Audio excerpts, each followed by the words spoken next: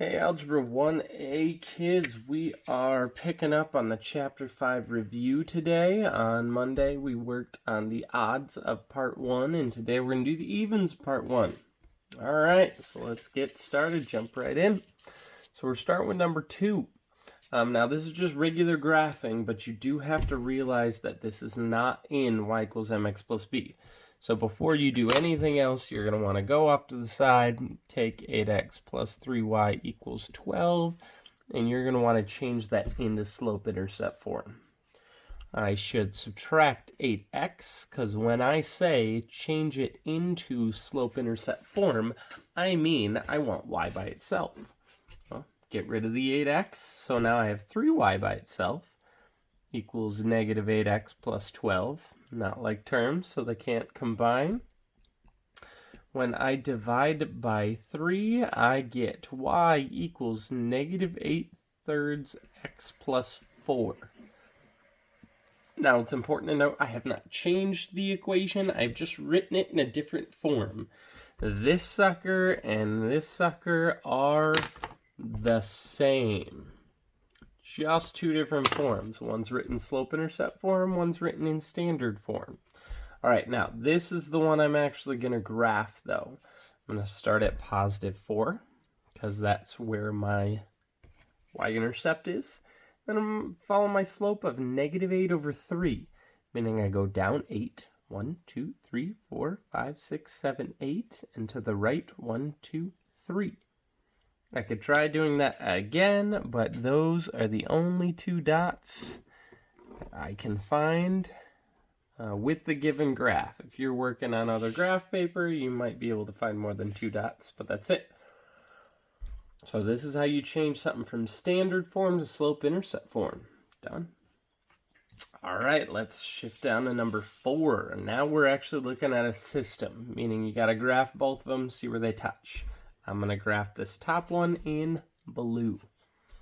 Again, I'm starting at positive 4, and my slope is negative 1/1. So, that means I go down one, right one, down one, right one, down one, right one, down one, right one, down one, right one, down one, right one. You don't have to put 1,000 dots. Again, it's helpful. If you put as many dots as you possibly can, that increases your chances of knowing where they cross exactly.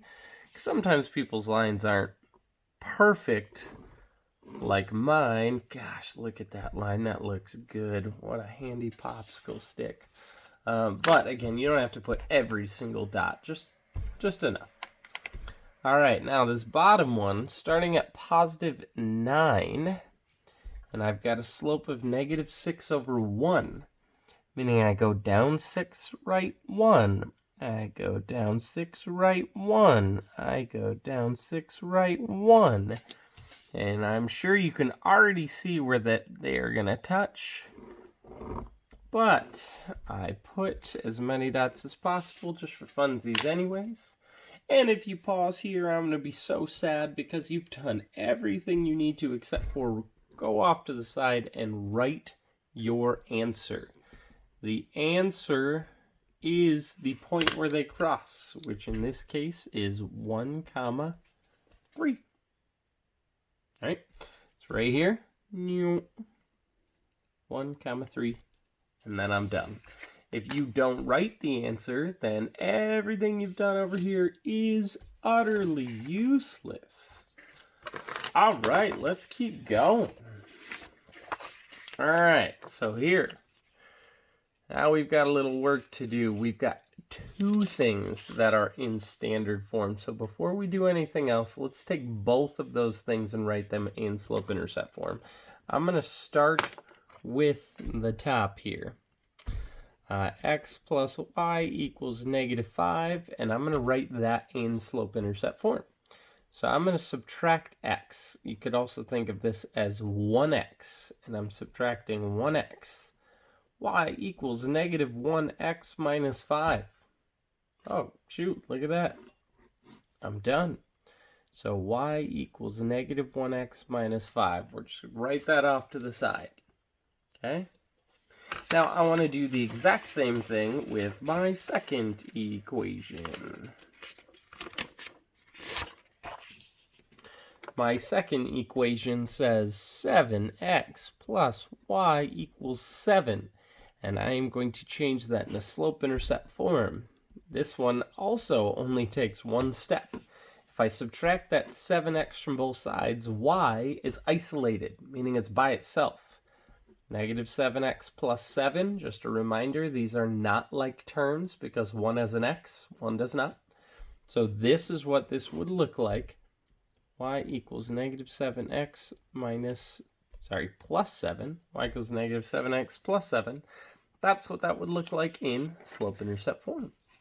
Now that we did that little side trail to do our slope-intercept forms, we can graph these. All right, I'm going to go back to my top equation, which it looks like it's starting at negative 5. So I put a dot. And then I'm going to follow my slope. My slope in this case is negative 1 over 1. Down 1, right 1, down 1, right 1, down 1, right 1, down 1, right 1. Boom. You also could go up 1, left 1, up, left, up, left, up, left, up, left, up, left, up, left. Whew. Up, left, up, left, up, left. Oh, nailed it. Done. Okay, I'm going to take my trusty popsicle stick. Popsicle stick's getting dirty. I'm going to need more popsicles. And I've graphed y equals negative 1x minus 5. Okay, I'm going to do the same thing here. Y equals negative 7x plus 7. I'm going to start at this end number, which is my y-intercept. Then I'm going to follow the slope here in front of x, which is a negative 7 over 1. Meaning I go down 7 to the right 1. Down 7 to the right 1. And I connect them. I'm only able to put 3 dots this time, but that's okay. That's all we need. Hopefully, staring at that, you could say, hey, I see that they cross right there. Again, you need to actually write that point. The coordinates of that point are 2, negative 7. This is my answer. And the most important part. All right, we're going to shift down to number 8. We're going to change gears here a little bit because for number 8, the instructions say to solve by substitution. So we're not graphing anymore. Now, substitution, based on Monday, I reminded you that substitution is where you find where it says y equals or x equals, and that's your teacher. And then everything on the other side is your sub. So now I'm going to look at this equation right here, my top equation. I'm going to rewrite it. So I'm going to write negative 5x plus 4y equals 24, but instead of y, I am going to write a set of parentheses. So I take out my teacher. When teacher is gone, sub comes in his or her place. Remember, teacher and the sub are equal in terms of authority and everything else, right? Right. So therefore, since the teacher is y, the sub is everything on the other side of the equal sign, because they're equal. Now, this is a multiple-step equation. We can solve this. Get rid of parentheses. 4 times negative 6x is negative 24x. 4 times negative 23 is negative 92? Question mark? Yes. Haven't used the negative 5x, the equals, or the 24, so they just drop down. Then we combine these like terms. That makes negative 29x. Now we're at a 2-step equation. We're going to add 92 to get negative 29x equals 116. And then lastly, when I divide by negative 29, I get x equals negative 4. Golly, you look at that. Again with the 4s. I use 4s a lot. It's not intentional.